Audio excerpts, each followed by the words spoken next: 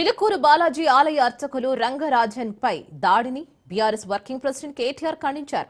Party నేతలతో కలిసి ఆయన రంగరాజన్ ను పరామర్శించారు. నిందితులను కఠినంగా శిక్షించాలని డిమాండ్ చేశారు.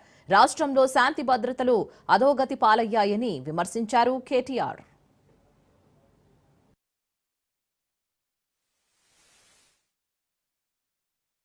అధ్వాన్నంగా మారిన శాంతి భద్రతలకు అద్దం పడుతూ మరి చిలుకూరు బాలాజీ దేవాలయంలో పెద్దలు చాలా కాలంగా సౌందరరాజన్ గారు, వారి తర్వాత ప్రధాన అర్చకులుగా రంగరాజన్ గారు ఇక్కడ ఏదైతే సేవలు అందిస్తున్నారో వారిని ఇవాళ అగౌరవపరచడమే కాకుండా ఈరోజు రాష్ట్రంలో అధోగతి పాలైన శాంతి భద్రతల సాక్షిగా వారి మీద దాడికి దిగడం ఏదైతే ఉందో నిజంగా కూడా అత్యంత దుర్మార్గమైన, అత్యంత నీచమైన కార్యక్రమం.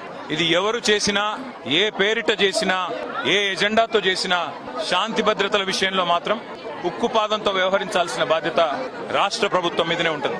ఇవాళ భగవంతుడి సేవలో నిమగ్నమయ్యే పెద్దలు రంగరాజన్ గారు, సౌందరరాజన్ గారి కుటుంబం పరిస్థితి ఈ విధంగా ఉంది అంటే మరి రాష్ట్రంలో శాంతి భద్రతలు ఎంత అధ్వానంగా ఉన్నాయో దీన్ని బట్టి చెప్పవచ్చు. ఖచ్చితంగా ఈ దాడికి పాల్పడ్డ వాళ్ళు ఏ ముసుగులో ఉన్నా, ఏ జెండా పట్టుకున్నా వారిని కఠినాతి కఠినంగా చట్టపరంగా శిక్షించాలని చెప్పి రాష్ట్ర ప్రభుత్వాన్ని డిమాండ్ చేస్తూ భవిష్యత్తులో కూడా ఇలాంటి సంఘటనలు పునరావృతం కాకుండా కఠినంగా చర్యలు తీసుకోవాలి. కఠినంగా సమీక్షించి పూర్తి స్థాయి భద్రత కూడా అవసరమైతే వారికి ఏర్పాటు చేయాలి. ఎందుకంటే చిలుకూరు బాలాజీ ఆలయం లక్షలాది మంది అభిమానులు వారికి ప్రపంచవ్యాప్తంగా ఉన్నారు. అట్లాంటి చిలుకూరు బాలాజీ ఆలయానికి గొప్పగా సేవలు అందిస్తున్న ఆ కుటుంబాన్ని సౌందరరాజన్ గారు కానీ, రంగరాజన్ గారు వారిని అవమానించడం అంటే నిజంగా కూడా ఆ స్వామివారి భక్తులను అవమానించడమే, దైవ భక్తులను అవమానించడం అంటే దేవుణ్ణి కూడా అవమానించినట్టే. కాబట్టి తక్షణమే ఈ విషయంలో కఠినాతి కఠినంగా భవిష్యత్తులో మళ్ళీ ఇట్లాంటి పునరావృతం కాకుండా చర్యలు తీసుకోవాలని ప్రభుత్వాన్ని డిమాండ్ చేస్తా ఉన్నాం. సౌందరరాజన్ గారికి, రంగరాజన్ గారి కుటుంబానికి మేము పూర్తి స్థాయిలో అండగా ఉంటామని చెప్పి కూడా తెలియదు.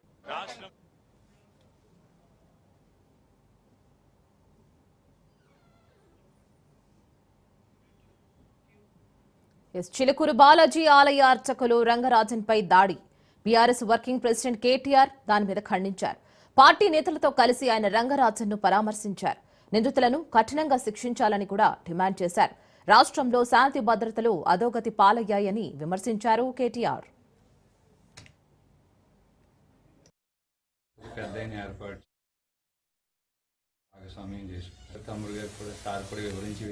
అంటే ఆయన ఇంకా ఇప్పుడే రాత్రి 2 గంటలకు 3 గంటలకు అన్నారు మహాత్మా ప్రయాగరాజ్ వచ్చారన్నారు.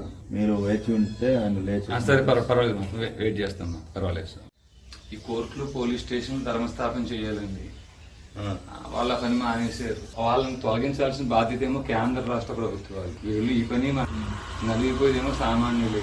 దానికోసమే ఒక రామరాజ్యం అని చెప్పి భగవద్గీత 4వ అధ్యాయం 7 శ్లోకాల ప్రకారంగా ఒక పెద్ద ఏర్పాటు చేసి దాంట్లో మమ్మల్ని అందరినీ భాగస్వామ్యం చేసి తమ్ముడు గారు కూడా, సార్ కూడా వివరించి వెళ్ళి అంటే ఆయన ఇంకా ఇప్పుడే రాత్రి 2 గంటలకు 3 గంటలకు అన్నారు మహాత్మా.